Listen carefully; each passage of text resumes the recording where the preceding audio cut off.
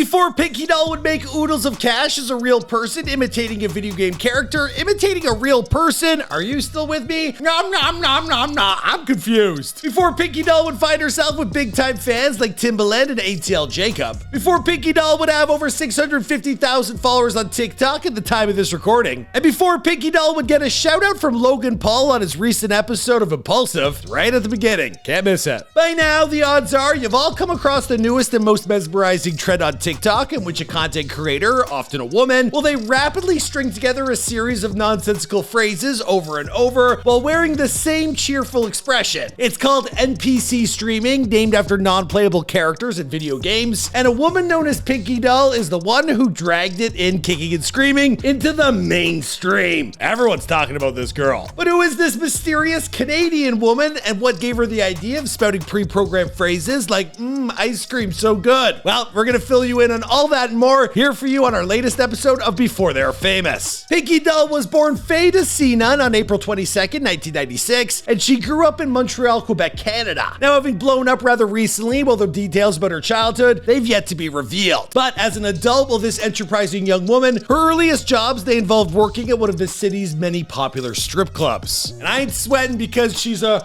woman of the night. It's summer here in Toronto, and I'm just sweating balls. Anyway, not wanting to dance forever, Fedha, she eventually transitioned to owning her own cleaning business, but that too, it would end in disappointment. Now, during a trip to Seychelles Island to attend her stepfather's funeral, upon her return home, she discovered that she had lost her company and that she was left practically destitute. She told Vice, "I needed money to feed my kid and pay the bills. I had no job. I decided to put all my effort on TikTok to make money, and I wasn't expecting to go viral and make all that money. It was a shock." Now, before landing on TikTok, Fedha created an Instagram that harkened back to her dancing days, posting a ton of spicy content, and which in turn, would link back to her profile on the world's increasingly most popular content creator hub, where she could find uploads of hers that were, they were decidedly more adult. And most of the time, the rest of this story would follow the tried and true formula of a female creator blowing up, thanks in large part to this adult-only material. But that's not what happened here. Instead, Fedha, she would find fame on TikTok under the name Pinkydoll, thanks to techniques like she came to popularize, known as NPC streaming.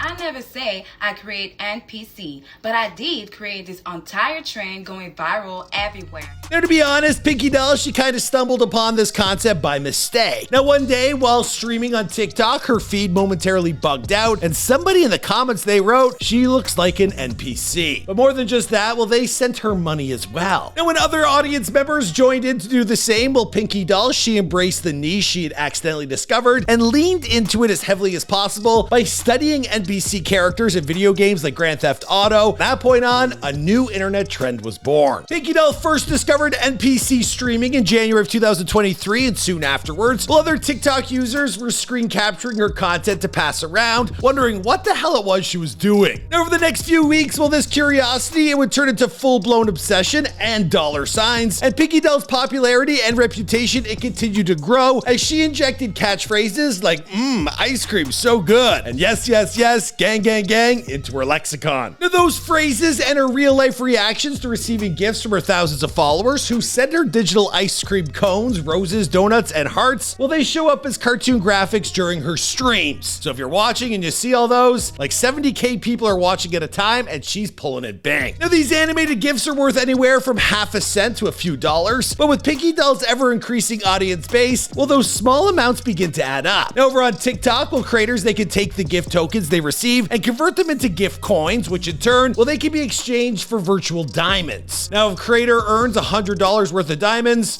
they can exchange them for real cash. Now, it's believed that TikTok, it takes about 50% of the net revenue whenever a creator cashes out their virtual gifts, but even still, Pinkydoll, she's become so popular that she's netting more than $3,000 a day in profit. Now, when you add that to the additional money she also makes on Instagram and her adult content hub, that total increases to nearly $7,000 a day. So why is this new fad taking off? Well, it's at the most basic level, the NPC stream is basically an inside joke, one that anyone who's ever played a role-playing game, well, they'd probably find a little funny. Now, by picking up on the social norms that NPC usually violate and mimicking those traits, well, the result is a non-stop loop of activity during which the streamer is at the whims of the viewer, resulting in an interesting and potentially intoxicating power dynamic. Now, it's also quite visually arresting for reasons that are hard to pin down. Maybe it's the colors or the sound effects, or just simply, and much more likely, that it often involves some very attractive female characters. Yeah, got me sweating, they're so hot. In fact, some believe that NPC streaming is simply a continuation of online performance that adult content creators have been working towards for years. Now, Christine Tran, a University of Toronto doctoral researcher of internet culture and digital labor, well, she told The Guardian, "I think the NPC streamer can be understood as the media granddaughter of sorts to the e-girl influence that popularized Twitch and TikTok in the early 2020s. By combining the aesthetic of gamer culture with the popularity of camgirl influencing, well, NPC streamers allows audiences the chance to interact and control creators in a novel new way, which means if you were to jump on a TikTok right now, well, odds are you'll quickly come across a ton of imitators upping the ante in terms of absurdity. Now, some of you are inevitably thinking that this has got to be a joke, right? I mean, who could really be into this? Well, trust me, it's a lot more popular than you may think. Since first capturing the internet's attention in the summer of 2023, well, Pinkydoll, she has seen her viewership on social media skyrocket. Now, at the beginning of this year, she might have attracted around 10,000 concurrent viewers on a good day, but now she's easily earning 3 times that number for each and every stream.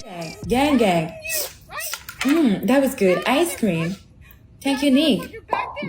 Thank you. And her audience, it isn't just full of simps either. Hip-hop producer Timbaland is one of her biggest supporters. He's not only reposted some of her content on his own personal TikTok account, he's also ranked as her top viewer based upon gifts sent and time spent viewing. And do you want to know who's number 2? Well, it's someone nearly equally as famous, fellow music producer ATL Jacob. Even actress Keke Palmer has admitted to being a fan of this new social media sensation after mentioning Pinkydoll during a recent interview. Have you heard that? Keke Palmer was talking about me in one of her podcasts, talk show, I'm not sure.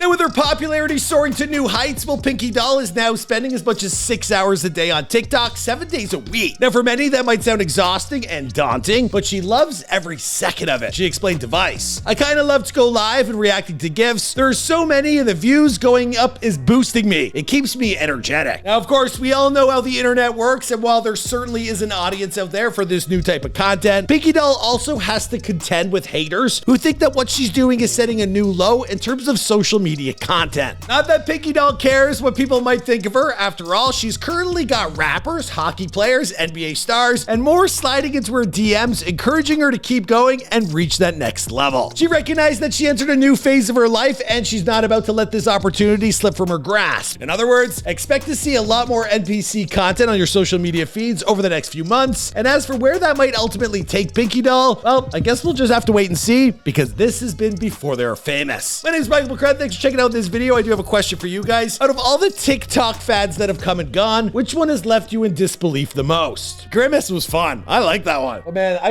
remember like when people used to plank, like just planking on stuff. That was like Instagram, right? Whatever. The internet is lit. I love it. Anyways, guys, we're gonna wrap up this video here. I'm not sure if we're tagging on a previous upload to the end. If we do, enjoy it. I'll see you guys in another video. Nom nom nom nom nom. I'd love to do some GTA videos actually. That'd be dope. All right, bye.